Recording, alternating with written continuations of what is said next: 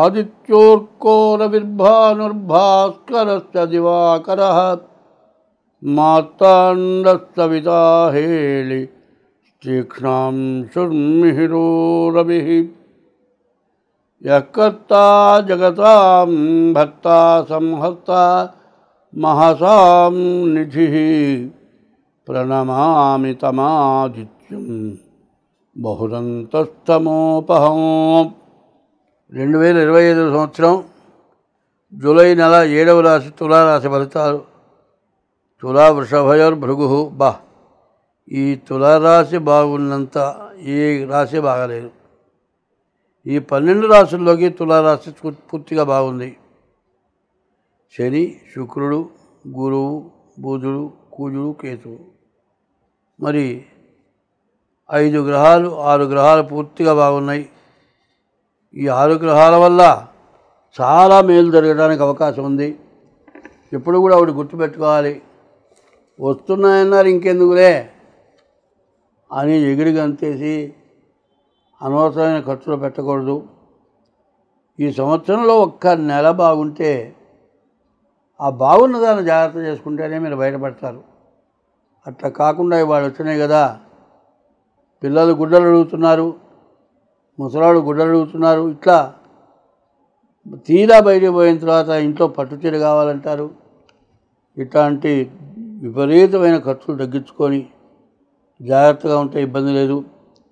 ఈ టైంలో మీ చేతనైతే బంగారం కొనుక్కోండి. బంగారం రేటు ఎక్కువ ఉన్నదని ఆలోచించద్దు. మరి 72 నుంచి చూస్తున్నా నేను, ఇంతవరకు బంగారం రేటు పెరిగిందే కానీ తగ్గిందంటూ లేదు. ఇక తగ్గుతుందని ఎట్లా నమ్ముదాం? దాదాపు ఇప్పటికీ 40-50 సంవత్సరాల నుంచి బంగారం పెరగటమే అలవాటు పడ్డది కానీ తగ్గటం మాత్రం లేదు. ఏ వస్తువైనా తగ్గచ్చు, బంగారం మాత్రం తగ్గటలే. ఎంత చేతనైతే అంత బంగారం కొనుక్కుంటే మంచిది. ఈ రాశి వాళ్ళకి అన్ని విధాలా బాగుంది. వ్యాపారం బాగుంది, విద్య బాగుంది, విదేశీ యానం బాగుంది, విదేశాలకు వెళ్ళి చదువుకునే పరిస్థితి ఉంది. తర్వాత శని వల్ల మరి వాహనాలు అంటే బండ్లు, కార్లు ఇట్లాంటివి కొనుక్కోవడానికి బాగా అవకాశం ఉంది. మీరు కోరుకున్న కోరికలను కూడా తీరటానికి అవకాశం ఉంది. శుక్రుడు బాగున్నాడు. శుక్రుడు అంటే భార్యకారకుడు. భార్య ఏదైతే అది వస్తుంది ఈ నెలలో. అయితే అన్నిట్లో కోరుకోవాల్సిన బంగారం తప్పితే రెండోది వద్దు. బంగారం ఏ రోజైనా ప్రాణం మీద పుట్టినప్పుడు ఉపయోగపడుతుంది కాబట్టి దీన్ని ఉపయోగించుకోవటం మంచిది. ఎప్పుడైనా పగలు పోయిన తర్వాత రాత్రి వస్తుంది, రాత్రి పోయిన తర్వాత పగలు వస్తుంది, రెండు సహజమే. అట్లాగే కష్టం పోయిన తర్వాత సుఖం వస్తుంది, సుఖం పోయిన తర్వాత కష్టం వస్తుంది. సుఖంగా ఉన్నప్పుడు జాగ్రత్తగా దాచుకుంటే కష్టం వచ్చినప్పుడు ఇబ్బంది అంటూ జరగదు. కాబట్టి ఈ రాశివాళ్ళు ఎంత సంపాదన ఉందో దాన్ని ఎట్లా నిల్వ చేసుకోవాలో తెలుసుకోవాలంటే మీ జాతకం చూసుకొని ప్రవర్తించండి. దానివల్ల చాలా బాగుంటుంది. మరి రవి బాగాలేడు, రాహు బాగాలేడు. తర్వాత ఈ రవి రాహు ఇద్దరు కూడా పాపగ్రహాలు. వీళ్ళు ఎట్టా నిన్ను ఇబ్బంది పెట్టాలో అట్లా ఇబ్బంది పెడతారు. ఏమీ లేదంటే మొన్న కొండ మీదకి వెళ్ళారు కొంతమంది. ఆ కొండ మీద స్నానం చేద్దామని బంగారం అంతా తీసుకొని ఒక బాక్సులో పెట్టి కూర్చున్నారు. అక్కడ అరటిపండ్లు ఉన్నాయి. అరటిపండ్లు తీసుకుంటానికి వస్తే ఆ అరటిపండ్లు దగ్గర లాక్కొని కోతిని తోలింది. ఆ బాక్సులో కనీసం 1/2 కిలో బంగారం ఉంది. మొత్తం బాక్సు తీసుకెళ్ళిపోయింది. ఆ ఆభరణాలు చూపించడం, నీళ్లలో బారేయటం, ఒక్కొక్కటి చూపించడం, నీళ్లలో బారేయటం. బంగారం గ్రామం మిగలకుండా మొత్తం పోయింది. మరి నువ్వు చేసిన పని ఏంటి? అరటి పండ్లకు ఆశపడ్డావు. తినే వస్తువు ఎవరు కూడా లేదని కానీ అనకూడదు. ఎవరైనా వచ్చి అన్నం పెట్టమన్నా పెట్టచ్చు. తినే వస్తువు కోసం ఏ జాతి వచ్చినా సరే వాటికి ఆహారం పెట్టడంలో తప్పు లేదు. తినటానికి అరటి పండ్లు అడిగితే పెట్టకుండా 1/2 కిలో బంగారం పోగొట్టుకున్నారు. ఆ గతి అందరికీ పడుతుంది. ఆకలైనప్పుడు అన్నం పెడితే పుణ్యం వస్తుంది.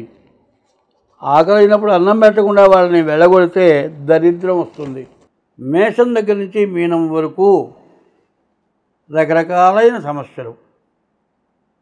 9 గ్రహాలు ఉన్నాయి కదండి. మనిషికి 9 అంగాలు ఉన్నాయి. కళ్ళు 2, చెవులు 2, ముక్కులు 2, 6, నోరు 1, 7, ఒంటేలు 1, 2, రెండేళ్ళు 1, 9 అంగాలు. ఏది సరిగ్గా పనిచేయకపోయినా సమస్యే. కళ్ళు కనపడకపోయినా బాధే, చెవులు వినపడకపోయినా బాధే, గాలి ఆడకపోతే నిమిషాల మీద ప్రాణం పోతుంది, యూరిన్ రాకపోతే అప్పుడప్పుడు ఆపరేషన్ చేయాల్సి వస్తుంది. ఇట్లా ఈ 9 అంగాలు కూడా జాగ్రత్త పెట్టుకోవాలి. ఈ 9 అంగాలు కూడా 9 చాలా విశేషమైంది. మరి ప్రత్యేకించి చెప్పాలంటే మరి ఈ ఫోన్లలో 9 సంఖ్యతో ప్రారంభమవుతుంది. 9 చాలా విశేషమైంది. మంచి చేసేది చెడు చేసేది కూడా ఇదే. మంచికి బాగా ఉపయోగపడుతుంది. నువ్వు జాగ్రత్తగా ఉంటే నీకు మంచి జరుగుతుంది.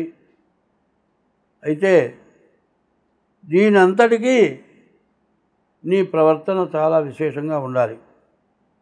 ఈ ప్రవర్తన ఎట్లా ఉంటుందంటే అవసరాన్ని బట్టి త్యాగం కావాలి. హాస్పిటల్లో పేషెంట్ చేరితే బయటికి పోయి అన్నం తెచ్చుకుంటే అన్నం నిన్నటితో ఇవాళతో తెలియదు. ఓవెన్లో పెట్టిస్తాడు. 2 రోజుల క్రితం అన్నం ఓవెన్లో పెట్టిస్తే అది రోగం పెరుగుతుంది కానీ తగ్గదు. ఇంకా రకరకాలైన సమస్యలు వస్తున్నాయి. ఈ సమస్యలు రావడానికి కారణం ఏంటంటే మనం చేసుకున్నటువంటి పాపపుణ్యాలను మాత్రం గుర్తుపెట్టుకోవాలి. తెలిసి పాపం చేసిన అనుభవించాల్సిందే, తెలియక పాపం చేసిన అనుభవించాల్సిందే. కానీ ఈ గ్రహాలన్నీ కూడా నీవు చేసిన పాపానికి తగిన శిక్ష నీకు వేస్తాయి తప్పితే నిన్ను మాత్రం వదిలిపెట్టవు. నేను అంత చేశాను, ఇంత చేశాను, ఆదానాలు చేశాను, సత్రాలు కట్టించాను, గుళ్ళు కట్టించాను, ఇన్ని చేశావయ్యా. ఒక ఆడమనిషి చెప్తా వినండి. కాలేజీలో చదువుకుంటున్నటువంటి పిల్ల డెలివరీ అయ్యి ఆ పసిగుడ్డుని తీసుకెళ్ళి చెత్త గుంటలో బారేసి వెళ్ళింది. ఆమె కలెక్టర్ అయింది అనుకుందాం. ఈ పాపం పోతుందా?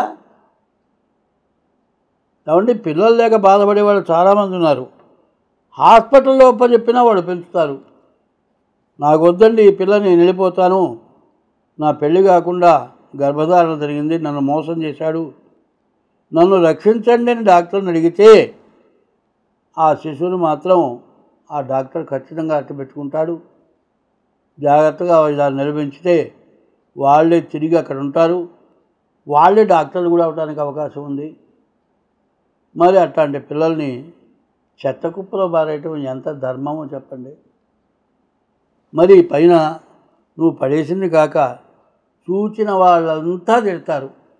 అవి పెద్ద పెద్ద మంత్రాలండి, మామూలు మంత్రాలు కావు అవి.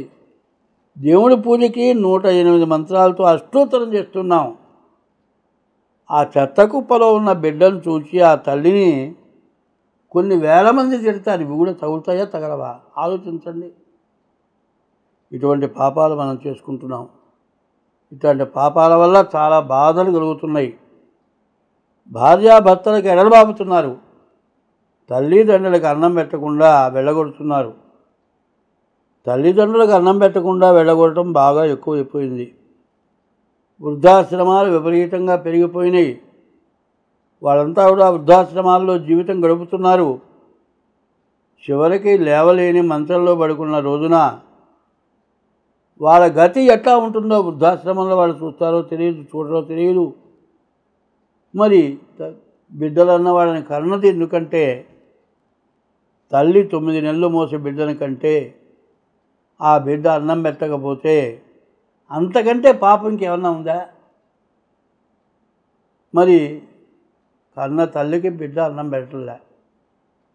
అన్యాక్రాంతమైన సంతానం కానీ పిల్లల్ని పారేస్తున్న వాళ్ళు కొంతమంది ఉన్నారు. ఇవాళ మన భారతదేశంలో భార్యాభర్తలు విశేషమైనటువంటి వాళ్ళు. సన్యాసి కంటే సంసారి, ఆడమనిషి ధర్మపత్ని అన్నారు, భర్త భరాయించేవాడు అన్నారు. సన్యాసి కంటే సంసారికి మోక్షమైన మార్గం చాలా తేలిగ్గా ఉంది. కానీ దాన్ని అనుసరించక ఎంతో కాలం ఉండనటువంటి యవనాన్ని గురించి రకరకాలైన పనులు చేసి దానివల్ల పట్టుబడ్డ వాళ్ళు, శిక్ష అనుభవించిన వాళ్ళు, శిక్ష అనుభవించినా చేసిన పాపం వృధా పోదు. ఒక్క పురుషుడికి ఒక్కతే స్త్రీ అని చెప్పుంటే మరి వ్యభిచార గృహాలు పెరిగి వాళ్ళ క్యాన్సర్లు వచ్చి, ఎయిడ్స్ వ్యాధులు వచ్చి ఇవన్నీ రావడానికి ఎవరండి? మనమే కారకులు. ఎవరికి వాళ్ళు తెలుసుకోవాల్సిన అవసరం ఉంది. ఆహారం కూడా చెడిపోయిన ఆహారం కూడా పెట్టకూడదు. దానివల్ల కూడా ఇబ్బందులు వస్తున్నాయి. ఇప్పుడు దాదాపు నాన్ వెజ్ తినడం మంచిది కాదేమో అనుకుంటున్నా నేను. ఎందుకంటే వెజ్ ఆహారం తింటేనే రోగాలు వస్తున్నాయి. నాన్ వెజ్ అనేటప్పటికల్లా ఆ జీవరాశులకు ఏ రోగం ఉందో అది తింటే ఇబ్బంది అవుతుంది. కాదు, హోటల్స్లో కూడా నీవు అనుకున్న జీవరాశి ఆహారం కాకుండా వేరే జీవరాశి ఆహారాలు పెడుతున్నారని తెలుస్తోంది. కాబట్టి ఆహారం, నలుగురితో కలిసే వ్యవహారం, చదువుకుండే విద్య, సంపాదించే ధనం ఇవన్నీ కూడా సద్వినియోగం అయితే బాగుంటుంది. దుర్వినియోగం అయితే మాత్రం నష్టం మీరే పడతారు, ఇంకోటి పడరు. కాబట్టి ఈ 9 రాశుల 12 రాశుల వారికి చెప్పింది ఇది విశేషమైన సమస్య. ఈ సమస్య బాగా గుర్తుపెట్టుకోండి. ఇదికి 1కి 10 సార్లు చూడండి చెప్పింది. మనం ఏం తప్పు చేస్తున్నామో 10 సార్లు చూసిన తర్వాత అయినా మన మనస్సు మారుతుందేమో, మనం బాగుంటామేమో అని కోరుతున్నాను. స్వస్తి.